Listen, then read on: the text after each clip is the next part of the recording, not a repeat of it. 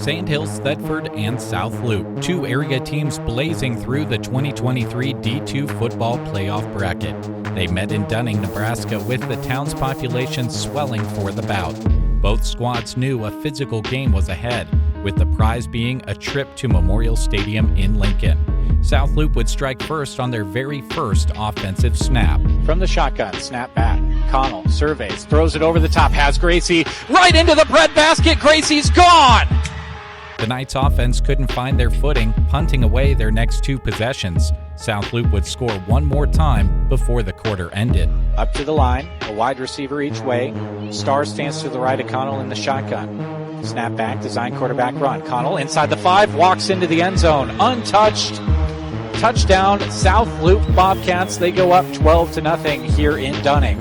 The start of the second quarter saw a spattering of momentum changes. A South Loup drive continued inside the 5-yard line after a roughing the kicker call, but the Sandhills Thedford defense held strong, forcing a turnover on downs after the Bobcats drove inside their 5-yard line. 2 to the top, 1 near side wide receiver. Snap back, Connell flares out to the top side, feels the pressure, steps up. Connell has some room. Dahlberg hits him as he throws. It falls incomplete. Getting a beat on it a little bit was Kobe Higgins. Couldn't run underneath it, though, and the Sandhills Thedford defense comes up big, and South Loup does nothing but go backwards since they had it at the 5-yard line with an and-goal situation. The Knights followed up their big stop with their longest offensive drive of the game so far. Momentum swung again, though, with an interception thrown inside the South Loup 10. The Knights defense took one play to come through again for the green and black. Big interception for the South Loup defense. And what can you say about this Bobcats defense in the first half? They have been outstanding. Just our third possession of the second quarter. Now it's intercepted by Robinson! A pick 6, he runs it in! Just like that, Sandhills Thedford rallies on defense. Maurice Robinson jumped the route. Wow, what a play!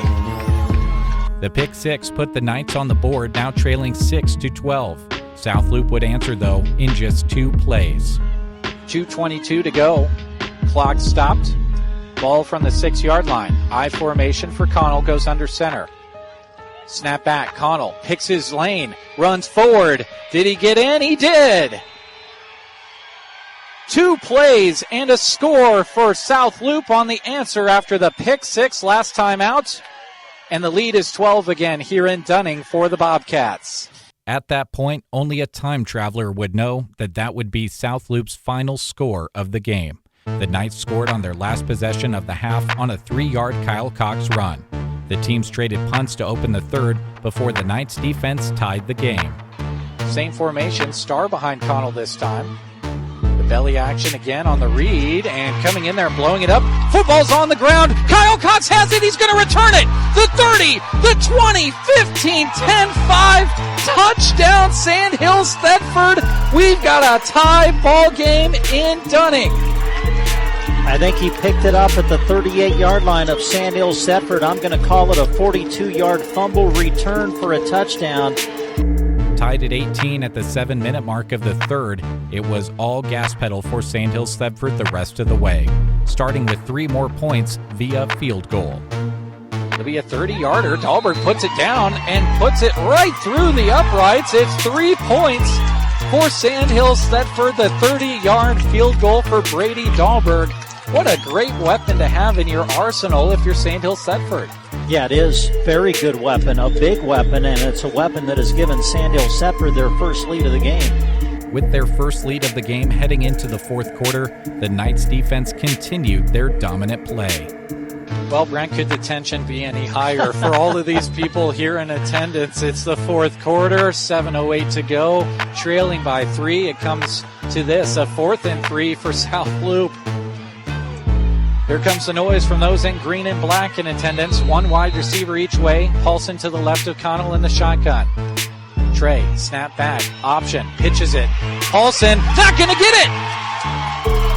He got no yardage on the play. They go to the short side of the field. They were on the left hash, and running out of room was South Loup. Sandhills Thedford would extend their lead shortly after. Snap back. Cox goes to the outside. No one's there.